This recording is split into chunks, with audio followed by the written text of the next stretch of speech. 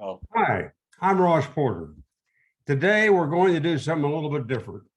We're going to have a simulcast of a feature, not only for our website, Ross Porter Sports, but also for our founder and engineer, Mike Cunard, and his website, I Remember the Inland Empire. For those who may not know, the Inland Empire is a metropolitan area 60 miles east of Los Angeles. And it's an area so large, in fact, it's bigger than 10 of the states in America. If you're not familiar with me, I'm a sports announcer. I was on Channel 4 in Los Angeles for 10 years. And then for 28 seasons, I was one of the play-by-play announcers on radio and television for the Los Angeles Dodgers. This program, though, is not sports related. It's a success story about a member of my family and how he built one of the most prominent American shrines in Southern California. That is the Lincoln Memorial Shrine in Redlands, California, the only museum and research center dedicated to the Abraham Lincoln and the Civil War west of the Mississippi River.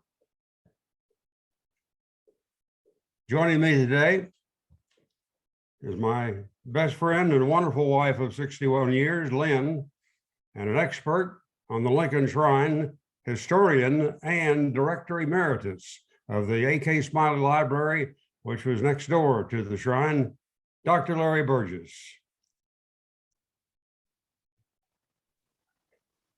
We thank both of you for being here today. It's great to see you again, Larry, but I'm going to have Lynn, first of all, talk about Uncle Robert. Well, I'm so happy to be here. Ross and I were married 61 years ago into the Porter family, and it didn't take long for me to hear about Uncle Robert and the pride the family has in him.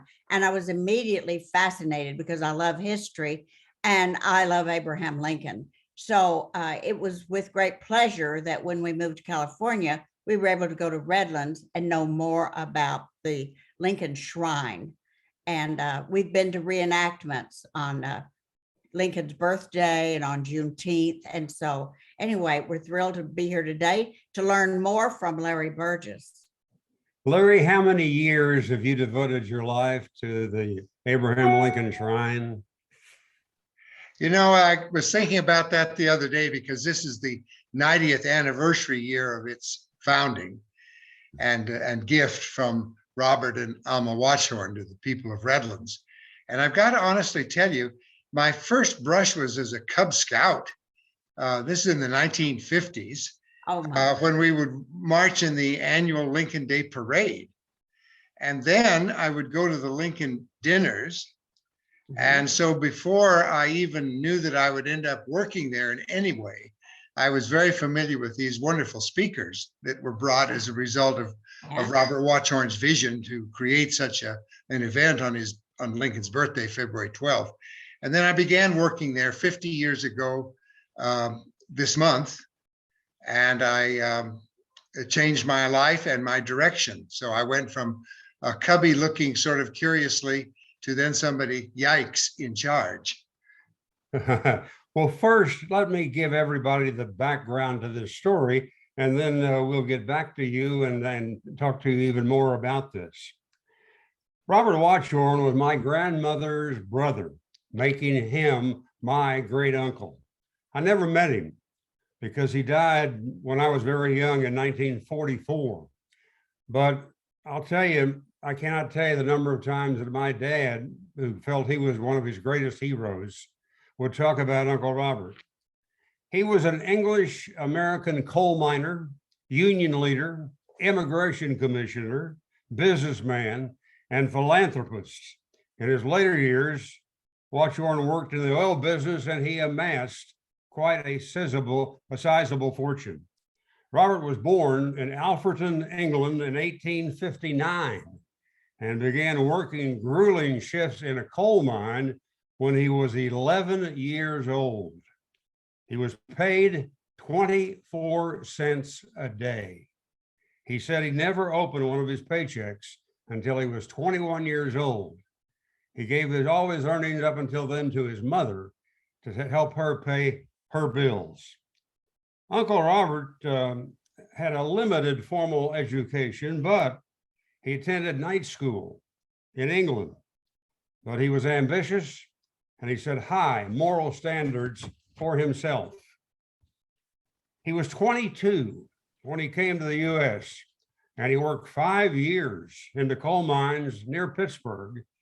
A year later, he brought his parents, 3 brothers, and 2 sisters, including my grandmother, to this country.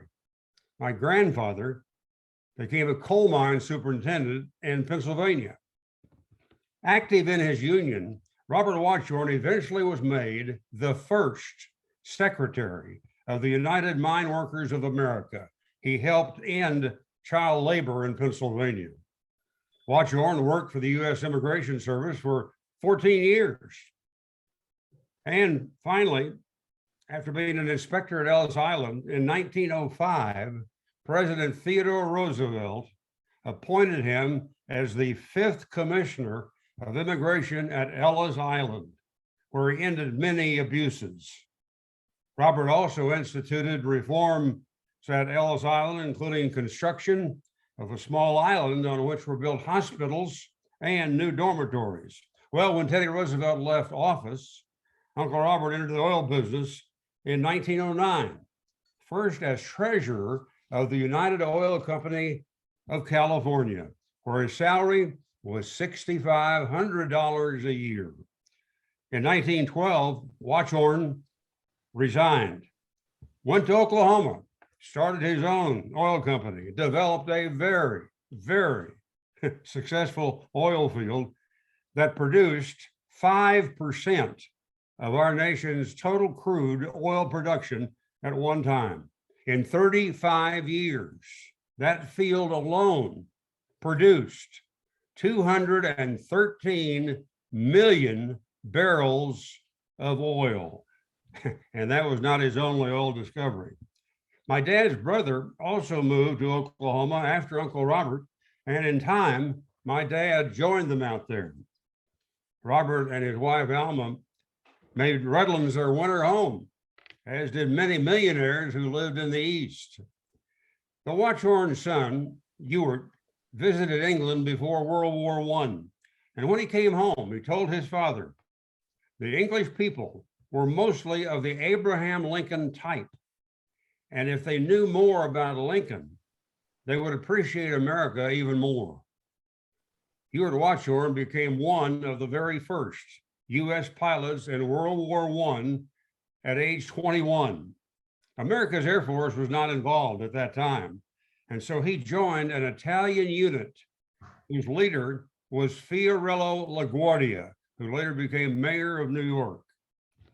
Ewart's plane had an open cockpit, and he developed pneumonia because of prolonged exposure to zero weather in an alpine vigil over Austria. He never fully recovered. He came home and 2 years later died at 25 of complications. His bereaved parents envisioned the shrine as a way to honor their son's memory, as both Robert and Ewart had admired President Lincoln. The shrine was dedicated in 1932. Since then, 2 new wings have been added, and this year, the supporters of the shrine in Redlands, as Larry said, celebrated their 90th anniversary, and they even had a fireworks show to cap it all off. So I'm back to Lynn and Larry. Larry, is the shrine open Tuesday through Sunday from 1 o'clock to 5 o'clock? Yes, those are the afternoon hours are for the public and the free admission. And the morning hours are largely for tours of school groups. So that's why there's a bifurcation there. And Larry, I talked to you about the fact that you were the emeritus of the A.K. Smiley Public Library. Isn't there a research collection located in the Heritage Room there to, if it's acceptable, I think, by appointment only, isn't it? Yeah, I can just quickly explain that. That's what brought me to the work 50 years ago. the trustees and the director wanted to combine the holdings in local, regional, and California history that the library had built up over the years. And they felt that the Lincoln Shrine material should be managed along with that. And they felt they needed an archivist and an historian. And so that's how I ended up in the job. I was thinking of it only as temporary because I had in my mind gold dust of thoughts of teaching in college. Boy, am I glad that faded. And I went to where the real gold was, and that was this wonderful lifetime work with Lincoln and, of course, the Watchorn family. Now, Lynn went to Alfredton at one time. Our daughter has been to Alfredton. Lynn, tell us about your thinking as you visited there.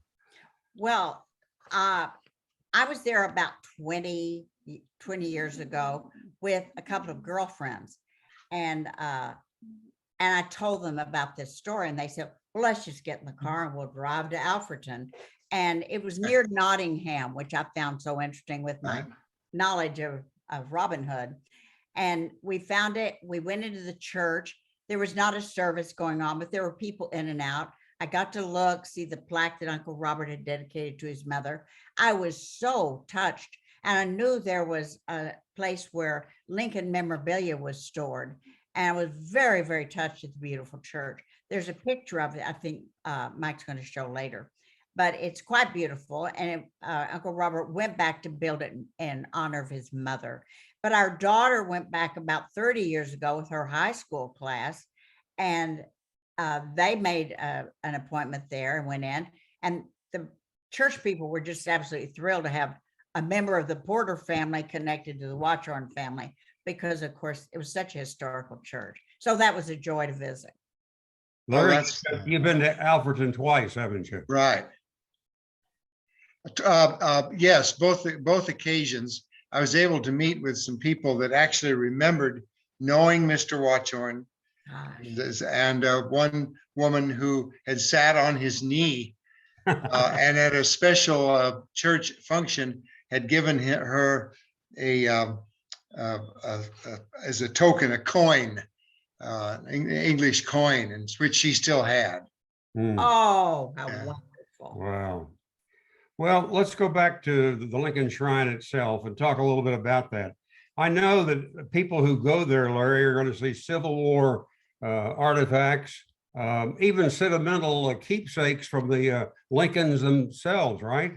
Right. Absolutely. We need to remind everybody, I think it's most important, that Robert Watchorn and his son Ewart, when he was a teenager, joined together and would look for material for the collection. And indeed, Ewart owned part of that collection, which then was left in his estate, obviously, to his parents.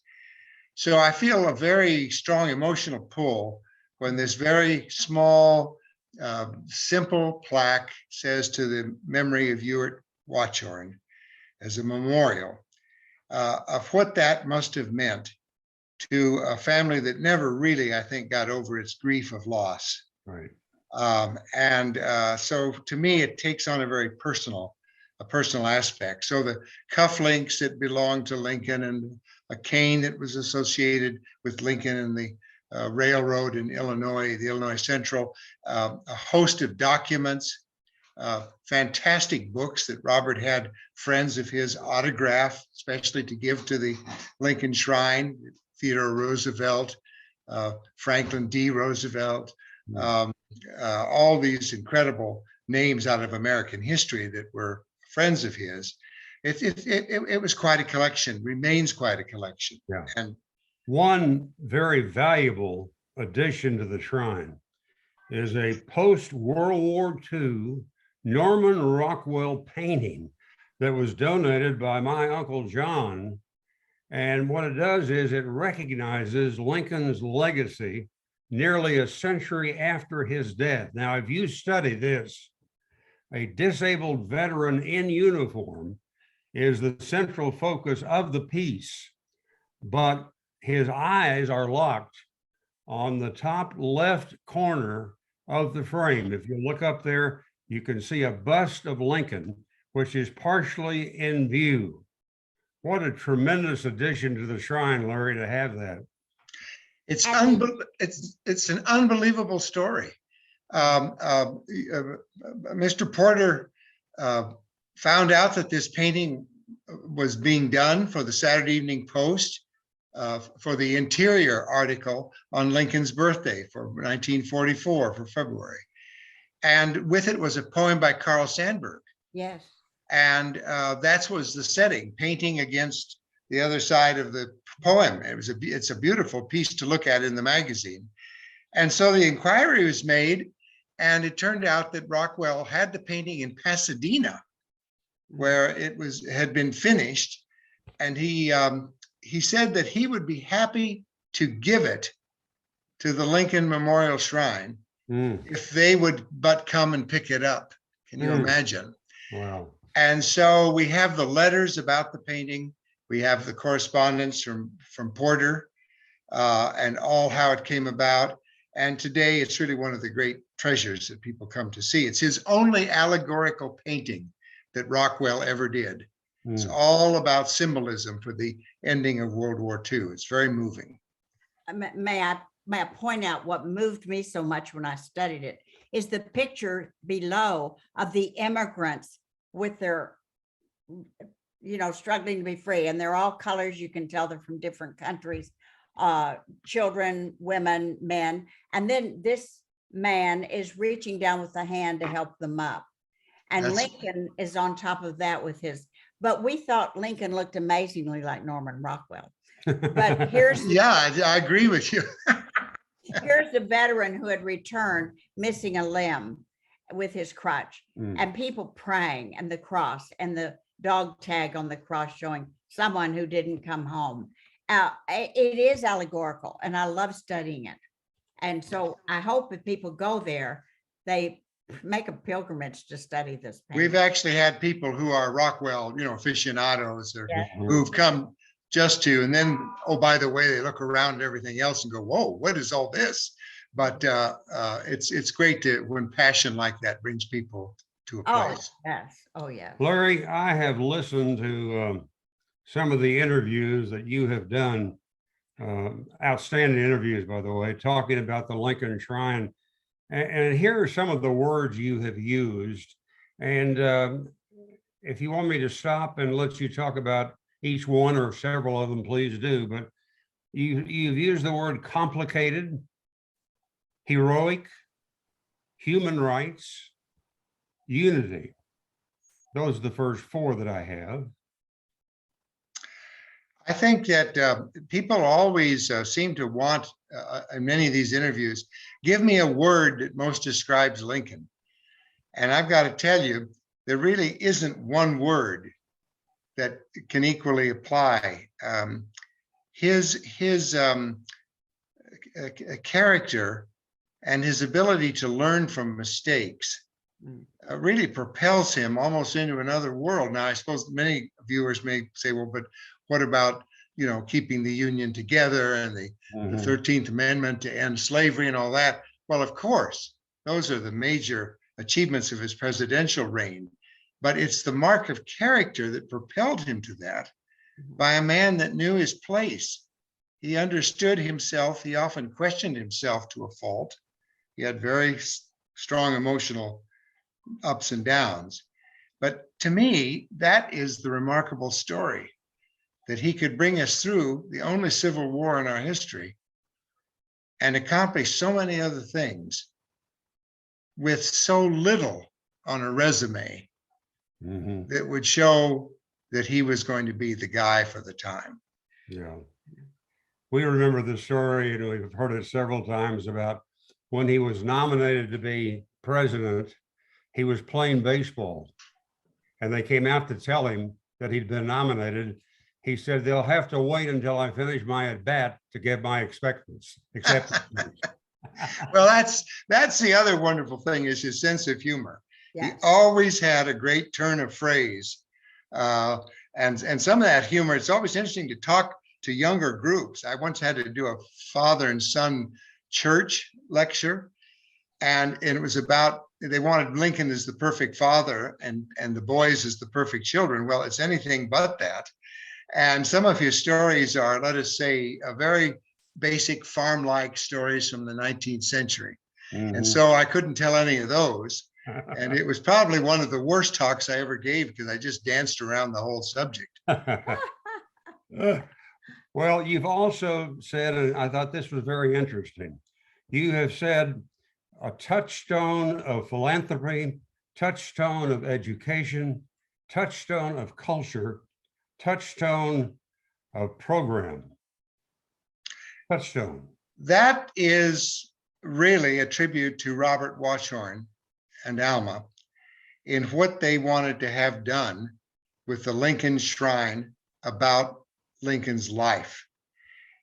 Robert Washorn's own words, I think, are among the best to describe it, that Lincoln, is his words, not mine, turned the current of freedom into the American soul. So that is sort of the charge that we have. And when he created the nonprofit board, the Washorn Lincoln Memorial Association, upon which I currently am a member, it was with a strong purpose to see the Lincoln collection through into the future and to expand the building and to do all the words you just used as their guidepost, as their touchstones by which to form their, their work. It's a wonderful pairing that you bring all that up.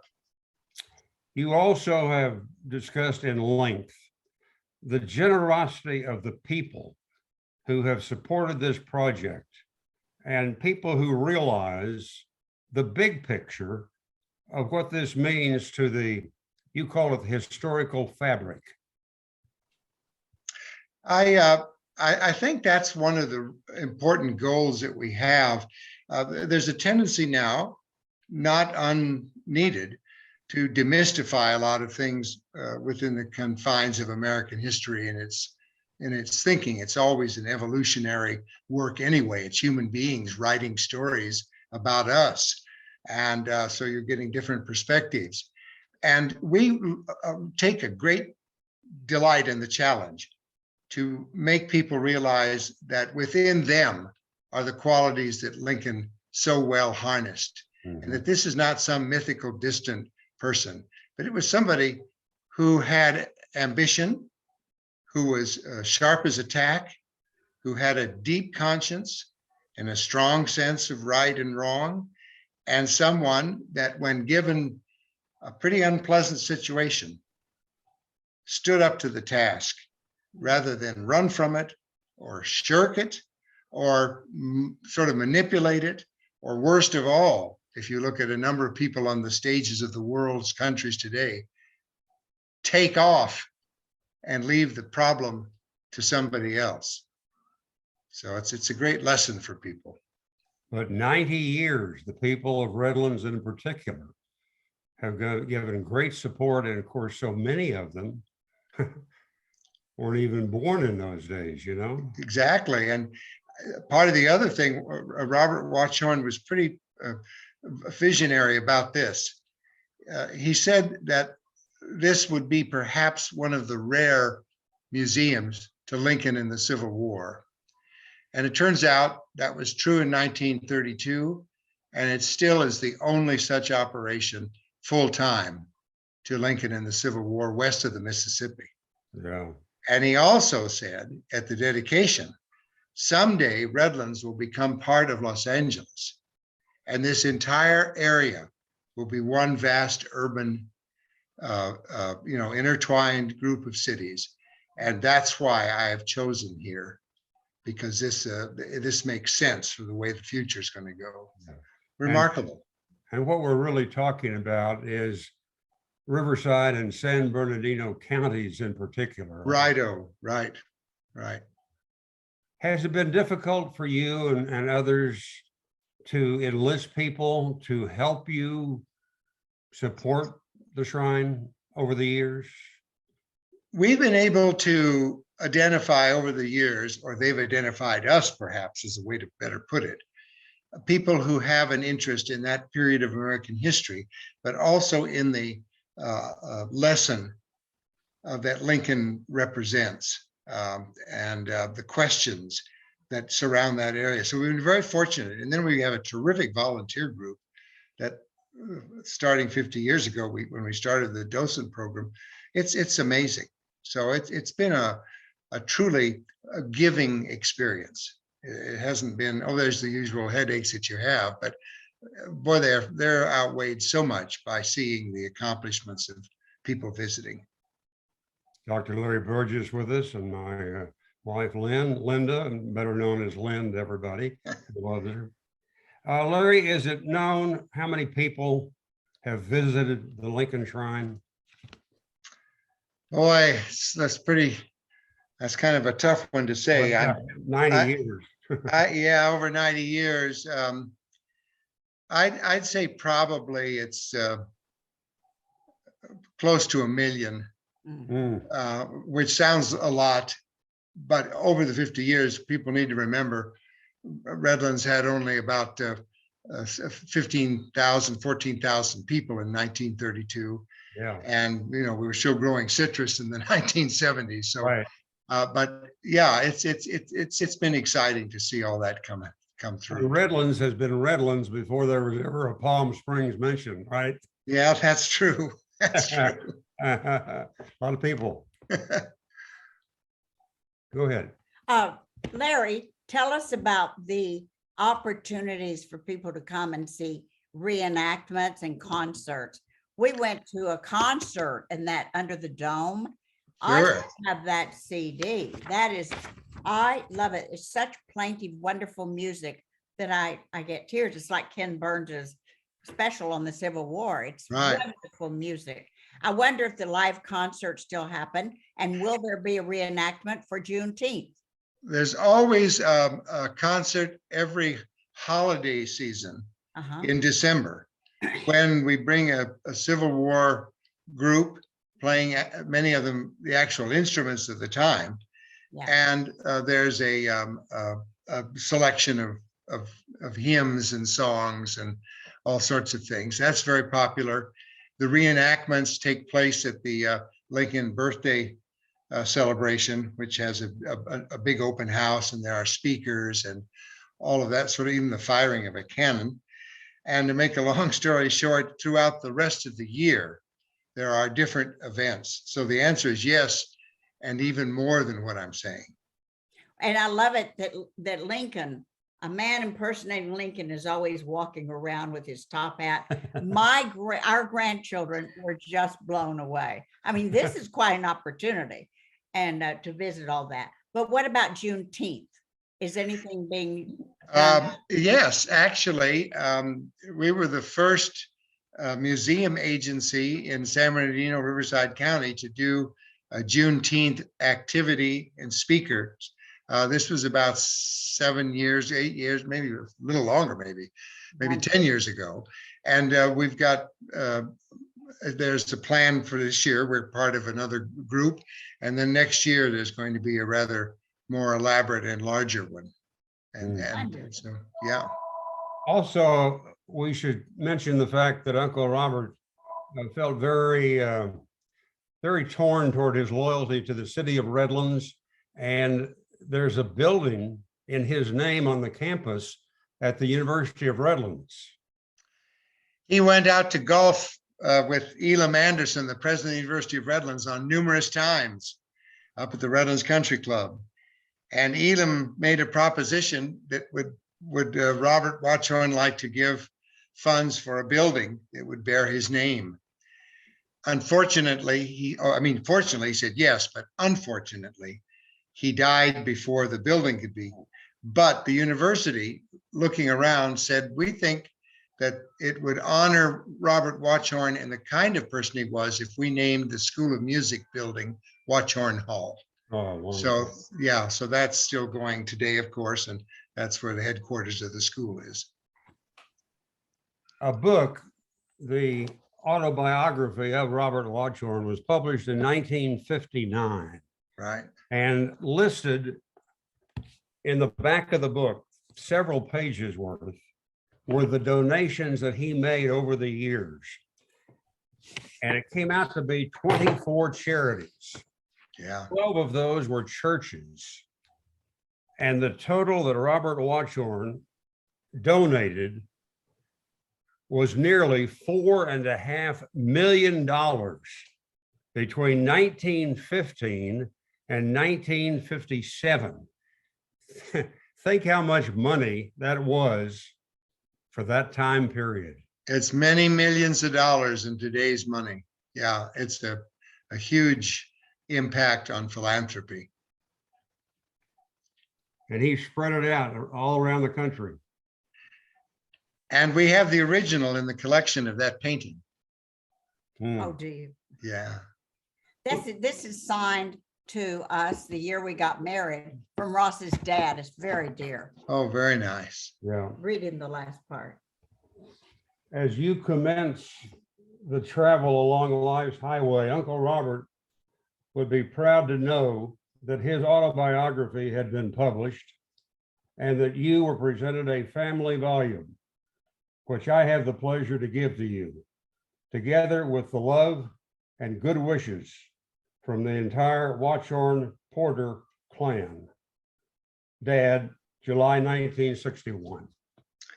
That's a very lovely inscription. And I take great pleasure in saying that every time I go to the Ellis Island Museum and go to the section on Robert Watchorn's career there, it's a revelation of the kind of person he was, that the title of that exhibit is The Commissioner with a Heart. Yeah, yeah. Love it. Oh, yeah. Yeah, And he ended abuse in several areas, didn't he? you bet. Yeah. Larry, I want to go back to the shrine and give you a chance to talk about some of the other highlights for the people who come. And is there any price at all for the people who come to visit? No, the admission is free. And I'm pleased that it is, because it's a great thing to see people of all types and stripes and economic conditions being able to come and see this remarkable collection. They will find that we've got a good deal of both sides of the great American Civil War conflict. And it's a large manuscript collection that researchers come to use. And we have the exhibits change every year. Of course, at the open house, there's half of the exhibits are made new. But I think people will be quite surprised at the depth and breadth, and that this is really right here in Southern California. So they won't be disappointed if and when they come. Are there other things you'd like to spotlight? We have, through a gift of one man in Redlands, whose father was greatly involved in the new Republican Party politics of 1859 and 60, a draft, the final draft, actually, one of 3 drafts that were finalized in their form, but with some little changes. They're all there's a few words different. One of Lincoln's, arguably, besides the Gettysburg Address and the second inaugural, the letter to Conkling, defending his use of African-American soldiers in the war, and of the reason why the war must be won and the principles behind it. It's a stunning speech, and the original manuscript of that, read to a group in New York, lies in our collection. And when people come and read it, and the incredible words that Lincoln put down, a challenge, if you will, to the American public to keep it up, it's a remarkable. So we've got some very interesting and surprising things on that. If you're in Southern California, the best way to come down is, I guess, on the 10 freeway. Well, the I-10 will do it for much of Southern California. That's right. And if you're farther south, you'll come up on one of our other great arteries, and it's easily gotten to. Which off ramp is the best one if you're coming down the 10? If you're coming down the 10 from Los Angeles, it would be the Orange Street off ramp. Mm-hmm. And if you're coming the other direction, it's the 6th Street off Right. ramp from Palm Springs. Yeah. Larry, talk to us about this piece of art, which is so incredible. Well, the whole reason for why the Lincoln Shrine is even in Redlands was that piece of art. Robert Watchorn was at a dinner party with a group of like-minded people, and many of them philanthropists in Redlands. And he said, I don't know what to do with it. This is George Gray Barnard, one of his great busts of Lincoln, the beardless Lincoln. And he said, does somebody have a suggestion? And finally, they said, well, it could go in a courtyard at one of the parks, or it could go. By the end of the night, they said, you know, it really ought to become a part of the library. So he was thinking, he's good friends with the Smiley family who gave the library. And then they thought it over and they said, no, you don't want a wing that's attached to the library. The library's got its own rhythm and service to the public.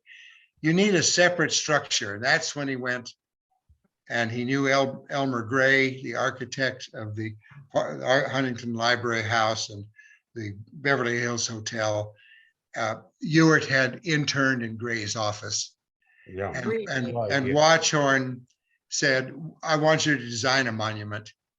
And Gray said, I've never designed a monument in my life. He said, we're going to now. And that's how it all started. Wow. Around that bust. Amazing, Yeah. amazing. Larry, anything else you want to add? It's been such a thrill to be able to talk to you about this, and thank you for your knowledge of the subject. Well, I want to just close by saying how thrilled I am that Mike has me on, and two, that to be with you folks is a real treat, because there's nothing like a family who carries on memory and tradition and is part of it, that can provide the kind of insight and spark that, as long as I've worked with it, I still can't give the same emotional that you bring. And of course, it was my first thrill then when I met Ross. I thought, I can't believe I'm listening to Mr. Dodger radio on baseball, because I was kind of nervous. You may not remember, but I thought this is from a long time of listening and admiration. So, well, thank you so much. And thank you so much for the time you gave us today. This has been very, very not only interesting, but inspirational. And we wish you good health. Also, your wife, Dr. Char, who has thank you. Been your partner for so many years. And yeah, only 50 compared to your 61. Well, you're getting there. And thanks also to Mike Cunard, who put this all together. And we hope that people out in the Inland Empire enjoyed it as much as we did having you with us. Stay in good health, Larry, and we hope to see you soon in Redlands. Thank you. Best to you folks. Thank you.